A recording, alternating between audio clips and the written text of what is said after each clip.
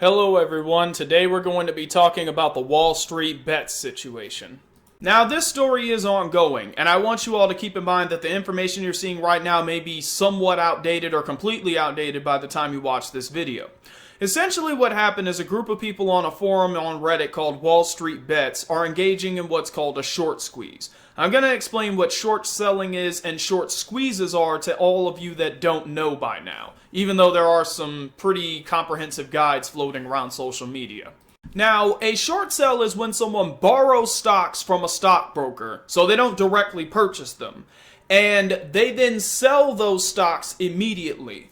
They expect this stock in particular to depreciate in value. If and when it does depreciate in value, they buy the stocks back at a lower price, return those newly purchased stocks to the stockbroker, and pocket the difference. Hypothetical scenario. I borrow 100 stocks in a company, and I sell those stocks for $1,000 because they're valued at $10 a share.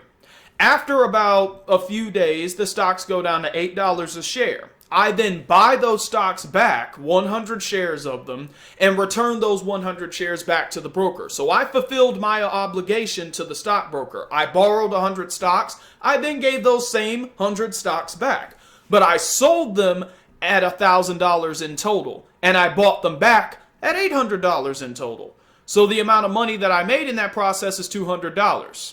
That's what a short sell is. Now I'm going to move on and explain what a short squeeze is, and what's happening right now with the Gamestop stock is a short squeeze. Now, a short squeeze is when someone catches someone engaging in a short sale and everyone collectively buys into the stock immediately before it has a chance to depreciate.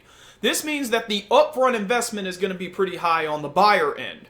But if the stock inflates in value, then they get to profit from that situation in the long term. They can liquidate the sale later and they can make a lot of money. Maybe a few $100s, maybe several thousand. At the highest ends, millions of dollars can be made. Now here's the problem of what that does to the short seller.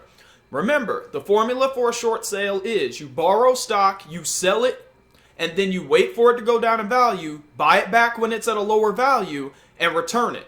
You return your stock before the interest hits, and you get to pocket the difference between how much it was when you sold it and how much it was when you bought it back. Now, this only works if it depreciates. If it increases in value, then you have to pay for that increase, and you have to return the stock. And if you don't do it quickly, you have to pay interest on all of that as well, which means you're spending even more money. Think about what just happened. That's what just happened with the GameStop stock. And that's why everyone is freaking out. Now, Robinhood, a popular investing app that's used for stock trading, has recently engaged in a really nefarious action, which is that they have banned people from purchasing any stock that appears to be being targeted for short squeezing. This has been alleged as market manipulation, and because of this, they are currently on the receiving end of a class action lawsuit for market manipulation and illegal stock management.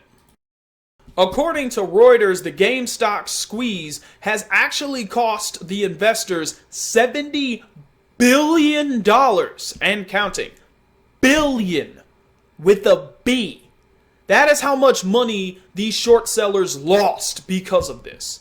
That's how hard this hit their wallet. Some of you can't even fathom what to do with $70 billion. And guess what? Neither can these people because their hedge funds are closing. I hate to be the one to tell these people this, but I gotta be honest with you. I'm kind of mad I didn't get in on this when I had the chance, but I'm okay with watching this unfold. I'm happy for all the people that are making these investments and making their money, and I just want to say this. Hold it. No, really, hold it. Because you're going to squeeze these people out of all the money they have. Squeeze it until they have nothing. And when they have nothing, then sell the stock. Take the money home, invest it carefully, and make it last. Don't do anything stupid with it. Make this money go as far as you possibly can.